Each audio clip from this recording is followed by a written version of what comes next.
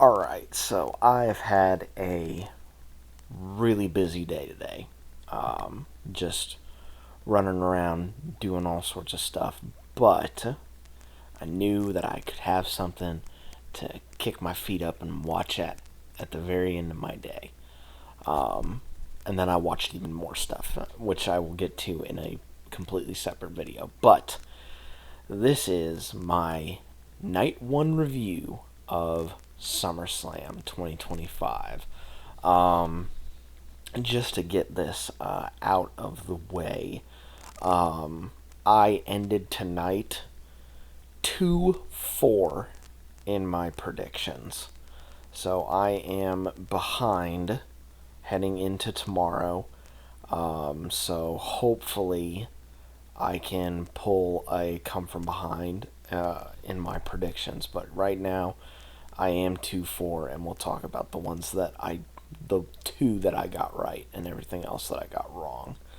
Um, but we open up the show with Cardi B coming out and addressing the live crowd, and I always find it absolutely hysterical whenever WWE brings in like these hosts for their big events, because there's always discourse in the IWC, but it just always seems like there's even more discourse whenever there's like a guest host that's brought in. And say what you will about Cardi B, but you cannot deny the fact that she does not have a lot of energy. She came out and just had all this abundance of energy, and it was really cool to see that she got the crowd hyped up for the night's festivities. But we do open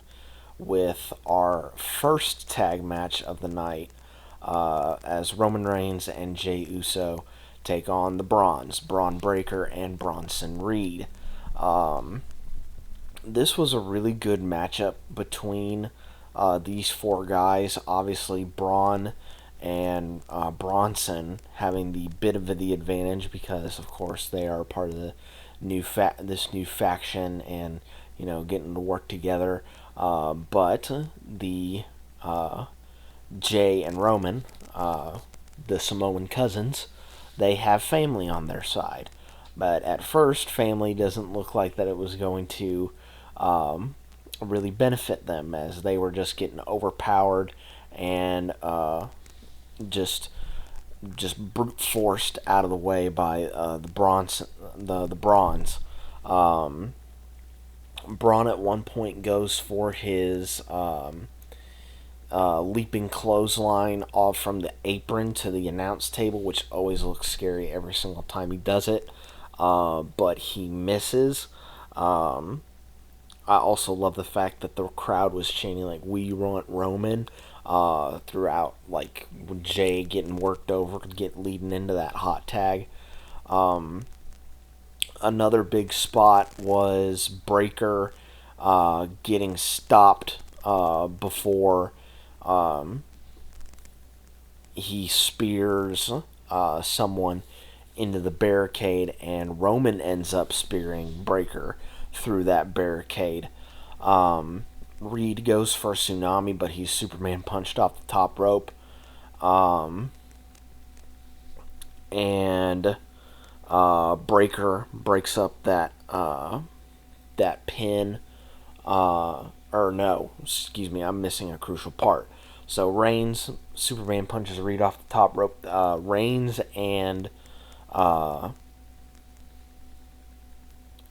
is it here? Yeah, I think it's either. I think no, because this happens. No, I think I am correct. Reigns and Jay hit a 1D, but Breaker breaks it up. And then my absolute favorite part of the match, Braun puts his straps back up to immediately put them back down again. That was awesome to see.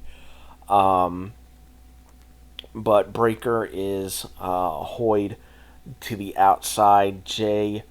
or no, Braun is going to go for his Mega Spear, but Roman ends up biting the bullet. Jay sends Braun to the outside, hits Bronson with a spear, more like a headbutt to the midsection, but whatever. And then hits the Uso Splash to pin Bronson and win the matchup. This was one of the matches that I got correct on the night. And I think this was a really good way to start out the show. Obviously, Jey Uso's like big yeet entrance is gonna like generate an audience reaction, and I thought they worked out this match pretty well. Just having Braun and Bronson just overpower them, and then have come in, hit all the, not only the big power moves, but also really good teamwork between Roman and Jay. Thought this was a really good way to open the show. We then go on to the women's tag title match. Roxanne Perez and Raquel Rodriguez of the Judgment Day taking on Charlotte Flair and Alexa Bliss. Again, a really good tag match. The chemistry between Roxanne and Raquel seems to outweigh the chemistry that Alexa and Charlotte had built up in the coming weeks heading into this matchup. The Judgment Day were just clicking on a whole another level, and they were just keeping Alexa away from getting the tag to Charlotte, who, by the way, like, really, really over. Like, there was a point where people did not want to see Charlotte, but now they can't get enough of Charlotte, and that's, like, really, really awesome to see. Of course, Charlotte comes in, gets the hot tag, running wild. I think she has Raquel propped up, and Alexa's like right behind Charlotte, and she's gonna go for that big like right hand, but Roxanne pulls Raquel out of the way, and she ends up popping Charlotte in the jaw. This allows Raquel to hit the Tejana Bomb and Pop Rocks. Roxanne hits Pop Rocks on Charlotte, and it looks like it's going to be the win, but Alexa breaks up the pin. Finish of the match sees Alexa try and go for the Sister Abigail, but we see Charlotte come in, and we're like, oh, is she going to get her payback for that right hand across the face? Nope, she big boots Raquel out of the ring. Alexa hits Sister Abigail, and pins Roxanne, and Alexa and Charlotte are the new women's tag team champions. Check one up for the loss column in that. Next up on the show was Sami Zayn versus Karrion Kross. I did like on the pre-show, and yes, I did watch all 3 hours and no matches on the pre-show, because I'm a glutton for punishment. I did see that they promoted Kross's new book that is coming out relatively soon, so that was really nice of them. But yeah, this matchup was... I really like the story that was told in this matchup, where like both guys have really good chemistry with each other. I really liked how this one was worked, where like, and of course Sammy is just like really, really good at selling. Like whenever he gets hit with a big move or gets hit with one of the Saitos, it's like he sells it like death. It's absolutely awesome. Of course, Kross is wanting Sammy to, show his dark side a little bit, show that bit of edge to him. And at some points, it's like you start to see that come out just like a little bit, but towards the end, that's where it really gets cranked up. Scarlett grabs the pipe, which is what Kross has been using to kind of, injure, well, not necessarily injure, but like soften up Sammy in the weeks leading up to this. Kross misses the pipe shot, and I believe Sammy hits a blue thunder bomb. That's a kick out. Towards the tail end of the match, like Sammy's just like relentlessly stomping on Karrion Kross, just over and over and over. Then to a point where like the ref has to pull Sammy away from Kross. Scarlett has the pipe in her hand and hands it to Sammy and is like, "Do it, hit him with the pipe." But Sammy doesn't hit Kross with the pipe. He hits the exploder in the corner and hits a haluva kick in the corner to win the matchup. And this was the other match that I predicted correctly in my predictions.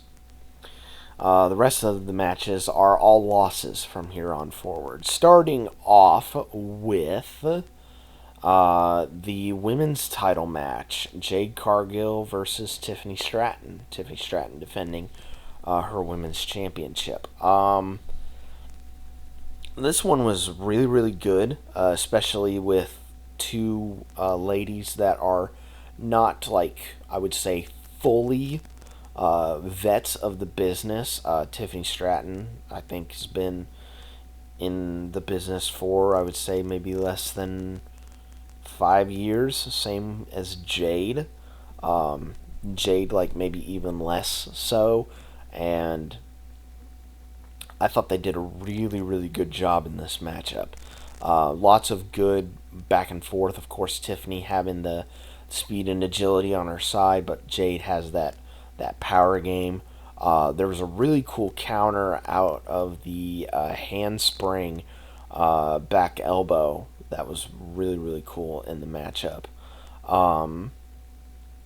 Towards the tail end of the matchup, Jade hits Jaded, but Tiffany is able to get a foot on the ropes to break up the pin.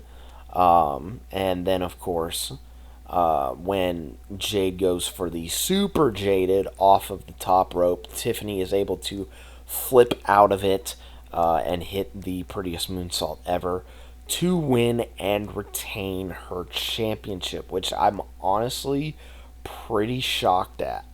I would have thought this would have been the time to crown Jade as champ and just have her go on a monster run and just show how much of a monster badass she can be, just kind of ruling over the division. But nope, it is still Tiffy time, and I'm really surprised at that. It makes me wonder what's next for her.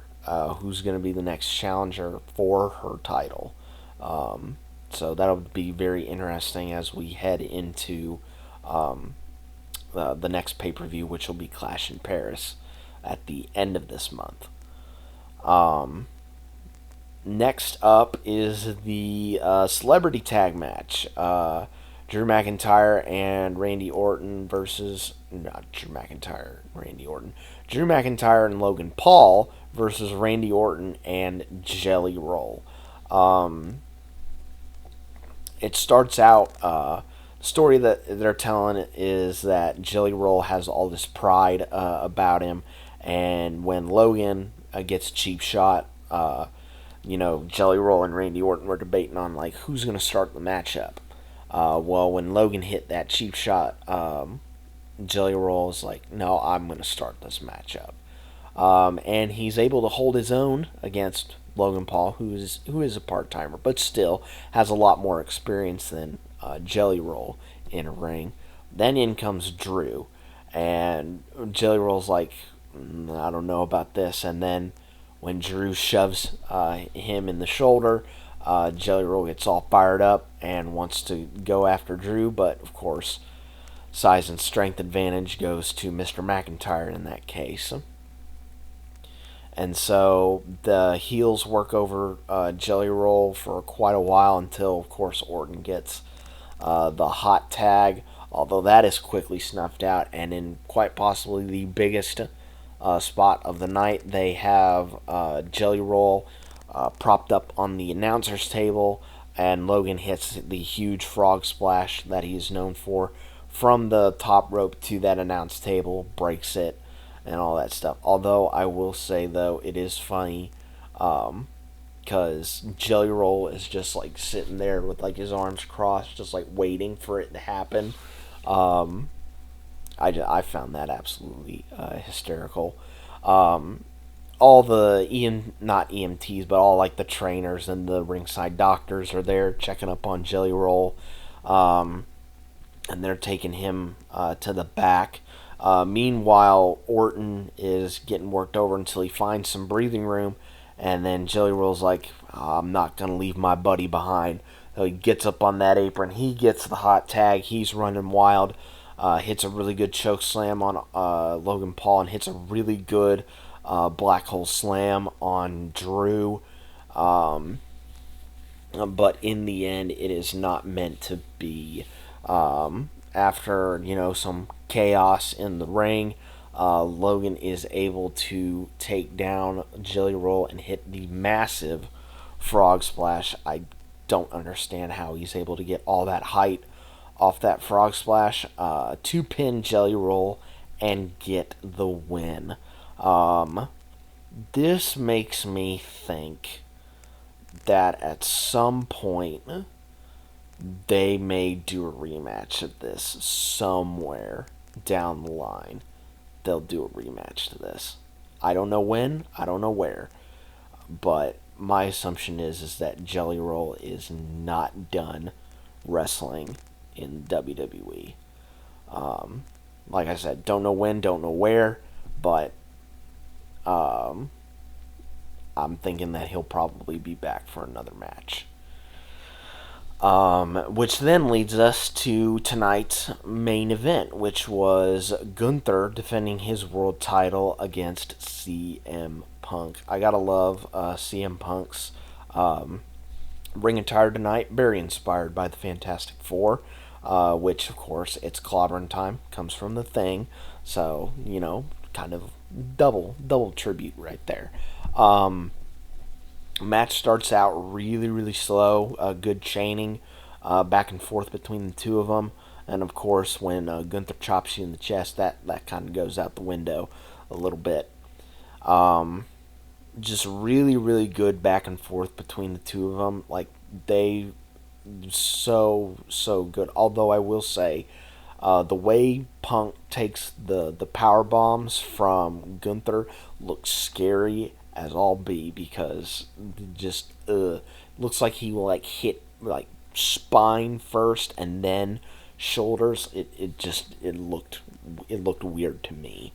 But yeah, just really good back and forth between the two of them. Punk struggled to get him up for the GTS, but Gunther was just able to wear Punk down over and over and over again. And at one point, they're on the outside. Gunther stands up on the Spanish announce table, and Punk takes Gunther's legs out from under him. Gunther hits that table face first, and once he emerges from the table, he is bleeding, and he's like holding his nose and stuff like that. Maybe his nose is potentially broken, and then Punk goes after that, like, seeking like a big target is on that face. Punk hits the elbow drop. It's going to go for the GTS, but Gunther applies the sleeper. Punk is able to get out of it. He hits GTS. Gunther's a bit wobbly on his feet, but Punk is able to pick him back up, hit a second GTS, gets the 3 count.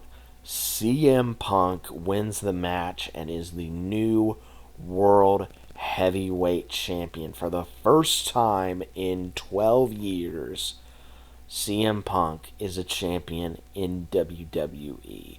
Or so we think. Because out comes Seth Rollins with Paul Heyman. Paul's holding the briefcase, and yet Seth is still on crutches. He's got the knee brace on, so he's probably not going to be cashing in tonight. He starts to head back up the ramp, but he stops, drops the crutches, takes off his knee brace, and he's revealed to be 100% okay. He heads down to the ring, briefcase in hand. Him and Punk have a bit of a scrap, but Punk is clocked with the briefcase twice in the head, and Seth cashes in his briefcase, hits a stomp, pins him, and Seth Rollins is the world heavyweight champion. So it turned out that his knee injury that he got at Saturday night's main event was all a work. Because that has been, I think, the biggest topic of discussion. Is it an actual injury or is it a worked injury? Well, it appears to have been a worked injury. So Seth is now standing on top of the heap on Monday Night Raw and has once again costed CM Punk a major moment in his late career renaissance in WWE. But yeah, that is pretty much it for my review / recap of SummerSlam Night 1. It was a really, really good show. I had fun watching it, but at the same time, I was also shocked by the results on this show. A lot of interesting things that I'm looking forward to seeing. What happens in the coming weeks leading into Clash in Paris, and to see what kind of storylines they have cooking up. But yep, I'm heading into night 2 at a bit of a disadvantage. 2-4 in my predictions, so we'll see if I can make a bit of a comeback. But until then, guys, be safe out there, and I will catch you guys next time.